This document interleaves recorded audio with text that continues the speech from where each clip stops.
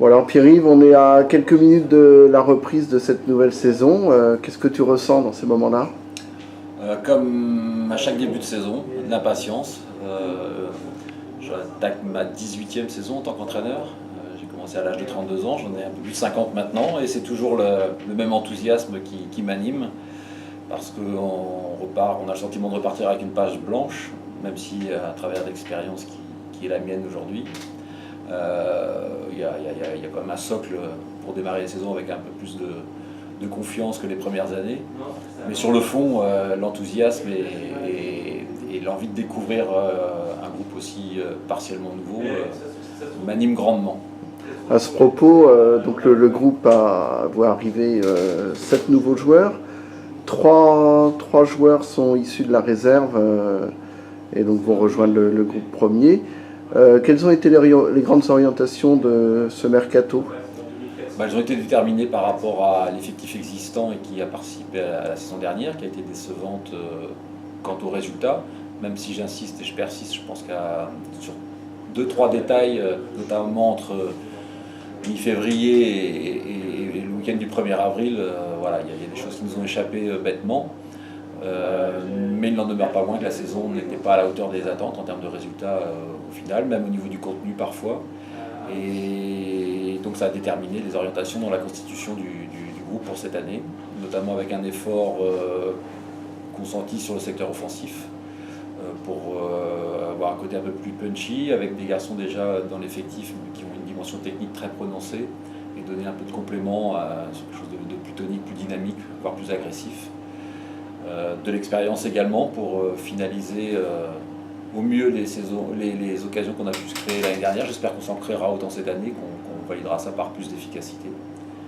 Et puis après, l'orientation du recrutement s'est fait par rapport à des départs qu'on n'avait pas programmés. Il y a des départs qu'on programme quand on est un club, mais aussi ça c'est la vie de club, c'est la vie de joueur. On peut subir les décisions d'un joueur qui a les critères pour valider son choix. Donc nous, on se doit de les accepter, mais pour le coup, on est obligé de corriger aussi au niveau de l'effectif par rapport à ces départs qu'on n'avait pas initialement prévus. Côté staff technique, on a également une arrivée avec Sullivan Copal. Quel va être son rôle? Il est clairement il est préparateur athlétique, donc il va s'occuper de la préparation athlétique des joueurs. Depuis que j'entraîne, je m'en suis toujours occupé. Je n'ai jamais eu de préparateur athlétique attitré, hormis à Châtellerault avec Samuel Aubry, lorsque le club était en national. Mais c'est quelque chose que j'adore faire.